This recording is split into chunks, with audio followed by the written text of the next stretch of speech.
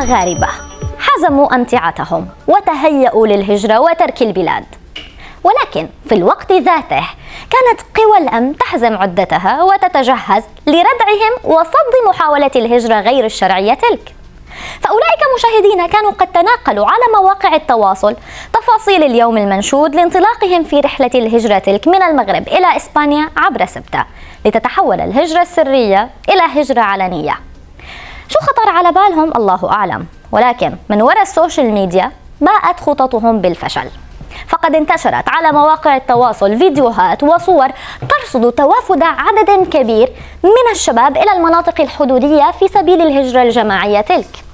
أتى ذلك بعد أن انتشرت تدوينات ومنشورات دعت للعبور إلى أوروبا في 15 من سبتمبر أيلول، وبالفعل وصل عدد من الشباب غالبيتهم من الجنسية المغربية كانوا قد احتشدوا في مدينة الفنيدق المتاخمة لسبتة عبر اقتحام السياج الحدودي على الحدود بين مدينة الناظور شمال شرقي المغرب ومليلية. وكانت السلطات الأمنية المغربية قد استنفرت في منطقتي الفنيدق وبن يونش بالقرب من معبر مليلية.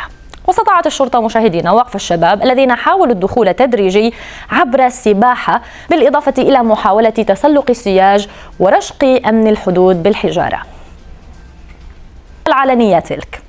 إذا انتقدت مشاهدينا مواقع وأصوات مغربية رئيس الوزراء عزيز أخنوش الذي كان في حفل افتتاح جامعة شبيبة التجمع الوطني للأحرار في أكادير، وما تخلل ذلك من رقص وصخب في ظل الظروف الاقتصادية الصعبة التي يمر بها الشباب المغربي، والتي أدت إلى تنامي دعوات الهجرة الجماعية للشباب والمراهقين من البلاد.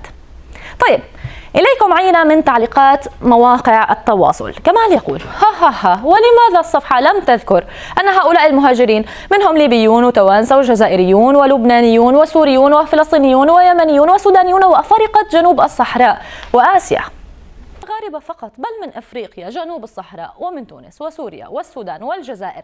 يا حسرة بلاد الغاز والبترول.